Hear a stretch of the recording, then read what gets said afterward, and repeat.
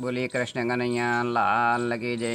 શ્રીમદ સદગુણશાલિનમ ચિદિ ચિદિ વ્યાપ્તમ ચ દેવ્યાકૃતિમ જીવે સાક્ષરમોક્તકોટિસુખદમ નૈકાવતારાધિપમ જ્ઞેયં શ્રીપુરુષોત્તમં મુનિવરે વેદાર્થકીર્તમ વિભું તન્મૂલાક્ષરયુક્તમેવ સહજાનંદમ ચ વંદે શ્રદ્ધા. એક વખત સ્વામી રામતીર્થ એ પોતે તપશ્ચર્યા કરવા માટે જંગલની અંદર એક નાની ઝૂંપડી બનાવી અને રહેતા હતા. એ દરરોજ પોતે પોતાનું નિત્ય કર્મ કરી વહેલા ઉઠી નાહી ધોઈને પૂજાપાઠ કરતા હતા. એક વખત આવી રીતે નાહી ધોઈને પૂજાપાઠ કરતા હતા તેવા સમયે ઝૂંપડીની બહાર એમણે એક નાનો એવું મગરનું બચ્ચું એમણે જોયું.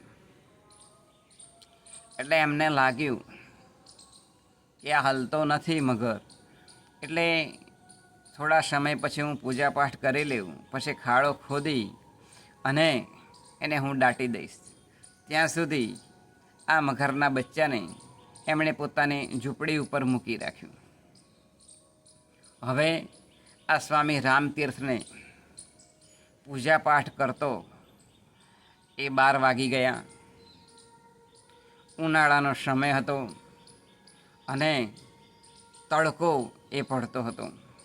તેવા સમયે જે મગરનું બચ્ચું હતું એ ધીમે ધીમે એની અંદર ગરમીથી સળવળાટ ઉત્પન્ન થયો અને આ જે સ્વામી રામતીર્થ એમણે પોતે એ ખાડો ખોદ્યો અને જ્યારે આ મગર પાસે ગયા, મગરના બચ્ચા પાસે, ત્યારે એમણે જોયું તો એ મગરનું બચ્ચું એ હાલતું હતું અને એમને થયું આ સ્વામી રામતીર્થને કે જે તડકો પડ્યો ઉનાળાનો એની ગરમીથી આ મગરની અંદર એ ચેતના ઉત્પન્ન થઈ, એમ મને મારા જીવનની અંદર પણ જે પંચ વિષયો છે, શબ્દ, સ્પર્શ, રૂપ, રસ અને ગંધ, એ પણ જ્યારે એ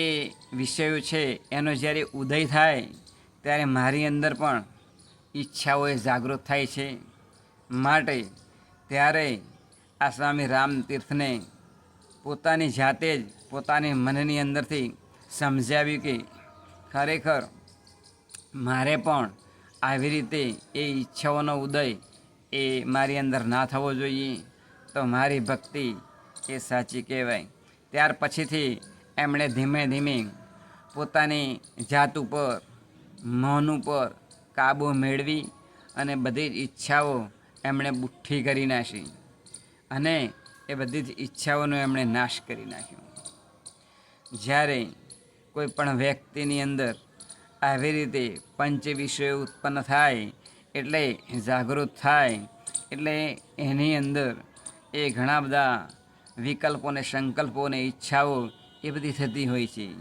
માટે આવા પંચ વિષયને આપણે આપણા જીવનની અંદર, ભક્તિની અંદર એ આડા આવે છે. માટે આ પંચ વિષયો એ જાગૃત ના થાય તે માટે આપણે આપણા મનની ઉપર પણ કાબૂ રાખવો જોઈએ. જેમ જમીન ઉપર બીજ પડેલો હોય અને ઉનાળાના તાપથી એ તપી ગયો હોય, પણ જ્યારે એ વરસાદ પડે ચોમાસાની અંદર ત્યારે એ બધા જ બીજ એ ફૂટી નીકળે છે. એમ આપણા મનની અંદર પણ વિષયોની વાસનાઓ જે છે, ઈચ્છાઓ છે, એ જાગૃત થાય છે. માટે આપણે આપણા જીવનની અંદર ભક્તિની અંદર આગળ વધવા માટે આવી ઈચ્છાઓને આપણે આપણા મનની મિસાઇલથી એને ફોડી નાખવી જોઈએ કે જેથી આપણને આપણા ભક્તિની અંદર એ વચ્ચે એ આડા આવી શકે નહીં. એક વખત મુક્તાનંદ સ્વામી એ પોતે એ કાશી એ જાત્રા કરવા માટે જતા હતા. હવે આ મુક્તાનંદ સ્વામી જ્યારે પોતે પેદલ એ કાશી જાત્રા કરવા માટે જતા હતા તેવા સમયે તેમનાથી રસ્તો ભૂલાઈ ગયો. એટલે રસ્તાની અંદર એમને એક બાઈ મળ્યા મુક્તાનંદ સ્વામીને, અને એમને પૂછ્યું કે કાશી ક્યાં થઈને જવાય છે, કાશીનો રસ્તો કયો છે.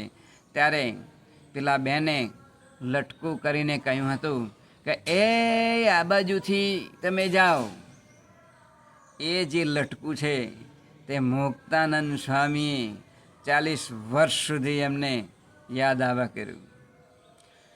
માટે એમને જ્યારે એ રામાનંદ સ્વામીનો એ મેળાપ થયો ત્યારે એ રામાનંદ સ્વામીને એમણે વાત કરી કે એક બેને 40 વર્ષથી મને ભૂલાતા નથી, કારણ કે હું જાત્રા કરવા જતો હતો કાશીની, અને એક બેન મળ્યા અને હું રસ્તો ભૂલી ગયો હતો. એટલે એમણે મને એક લટકું કરીને કહ્યું હતું, એ લટકું મારાથી ભૂલાતું નથી. ત્યારે રામાનંદ સ્વામીએ આ જે મુક્તાનંદ સ્વામી હતા એમને સત્સંગ કર્યું, અને એ સત્સંગ કર્યા પછી એમને એ કંઠી ભેરાવી ભગવાનની, અને એમને આશીર્વાદ આપ્યા. ત્યારથી આ મુક્તાનંદ સ્વામીની અંદર જે લટકું હતું બેનનું તે ભૂલાયું. આમ મુક્તાનંદ સ્વામીને સદગુરુનો સંગ થયો રામાનંદ સ્વામીનો, ત્યારે એમને જે લટકું યાદ રહેતું એ ભૂલાઈ ગયું, અને એમની વૃત્તિ એ ભગવાનની અંદર જોડાઈ ગઈ.